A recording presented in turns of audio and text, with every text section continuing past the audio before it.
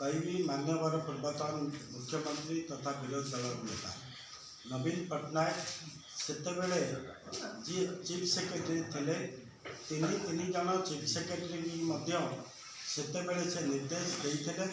ये भुवनेश्वर जो स्वराज लिंक अच्छी गंगुआ ता सीधा सड़क गंगुआ को जाई गंगुआर पानी दया नदी सहित संलग्न होफल दया नदीर पानी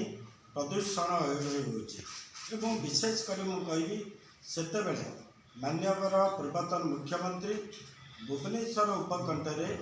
900 कोटी टंकार एक मेगा ट्रीटमेंट प्लांट से मंजूर करते जहाँ नहीं तीन जन चीफ सेक्रेटरी रिव्यू करते काम प्राय 80 ରୁ 90 भाग काम कंप्लीट किंतु से दिन से ट्रीटमेंट प्लांट बंद नूतन सरकार आसला बंद हो भुवनेश्वर जिते हाउस होल्डर अच्छा समस्त के कनेक्शन दवापाई अधिकांश हाउस कनेक्शन से समय होता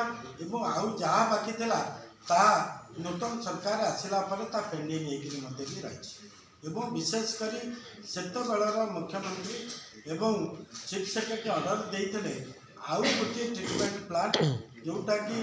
गंगुआ एवं दया ता पिपिली निकटवर्ती जोटी संलग्न से 262 कोटी टंकार एक टेंडर भी डका जोटा फल से टेंडर एपर्यंत भी ओपन होना जहाँकि काम हो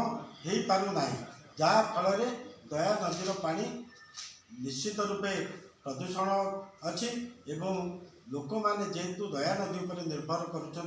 लुणा एवं मकरा उपर भी निर्भर करूँ आज जो हईजा प्राय 10 दिन तलू ये हईजा आरंभ हो विशेषकर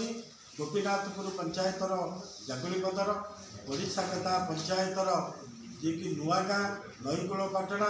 नुआ दोकंदा पंचायतर नुआ दोकंदा यही ग्राम गुड़िक विशेषकर एमाने समस्त जनसाधारण ए आक्रांत होती एथे 4 जनकर मृत्यु भी होती भी आपण मैंने देखिए जो दिन तो ये डायरिया आरंभ है माननीय पूर्वतन मुख्यमंत्री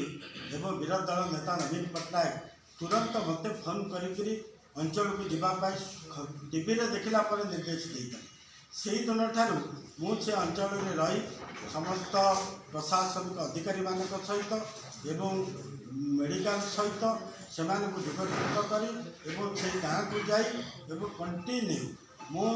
प्राय 10 दिन तक सेठी रही लोक मैंने किभली चिकित्सा ठीक रही पार पीवा पानी केमी पहुँची पार तुरंत पुरी जाए जिलापाल सहित सब कलेक्टर सहित आलोचना करी पीवा पानी व्यवस्था होते भी आज पर्यंत सफिसीयंट पानी भी पहुँची ना गत काली भी आपण मैंने अंदर न्यूज भी देखी लोक मैंने किभली भाव में जी विधायक अच्छा जी सांसद अच्छा सी 10 दिन पर दिल्ली फेरिकी बाबू मैंने जाइए सी अंचल परिदर्शन करवा लोक सीधा सड़क प्रश्न भी पचारि 10 दिन पर्याय 4 लोक मरीगला एवं समस्ते मेडिकल चिकित्सित होता बेले कुआड़े थिला प्रशासन कुआड़े थिला जो सरकार नेतृत्व वृंद एपर्यंत भी कहार भी देखा नाला काली समस्त लोक लोक जनसाधारण तात्सल्य करी गाँव भी फेरई देती आंबुलांस पहुँचवा कथा आंबुलांस भी ठीक रे पहुँचुना साक्षी गोपाल आंबुलांस नहीं कणाचे पहुँचाऊँ सरकार एपर्यंत दे पारना जी स्वास्थ्य विभाग मंत्री अच्छा एपर्यंत भी गोटे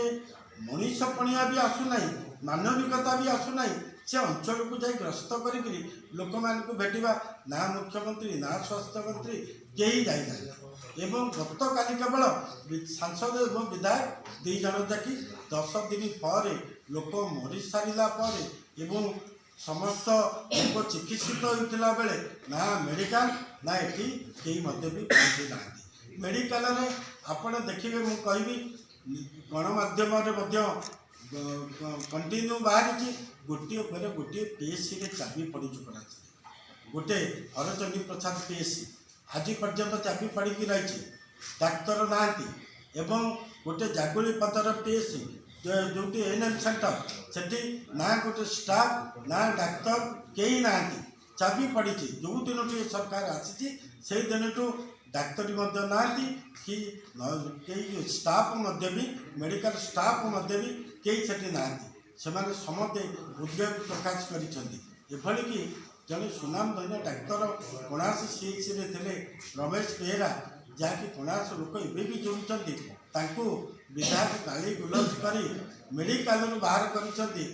भलुंटरी रिटायरमेंट भी तेणु आज आम सरकार पाखे यही दाबी रखू जो लोक मैंने मरी से समवेदना देवा सहित प्रत्येक व्यक्ति की 10 लाख लेखाए आम विजु जनता दल तरफ दाबी करुचु से परिवार को प्रदान कर विशेषकर मुझे कहबी कोणास अंचल जेहेतु पीवा पानी सबुठ बड़ समस्या ग्राउंड वाटर आस्ते आस्ते कमी जाऊँगी तेणु पूर्वतन मुख्यमंत्री 280 कोटी टंका प्रोजेक्ट जी कि मंजूर करते कोणासर 28 पंचायत साक्षीगोपाल ता सहित 2टी पंचायत अच्छी एवं ए सी प्राय 90 भाग कम सरी बेले सबुटी पाइपलाइन कनेक्शन सरी ट्रिटमेंट प्लांट काम प्राय 80 भाग सरी ओवरहेड टाकी प्रति पंचायत भी 70 भाग सरी किंतु ये सरकार आसला से दिनटू स्थानीय विधायक निजे से ट्रिटमेंट प्लांट को जाई काम बंद कले 2 मास का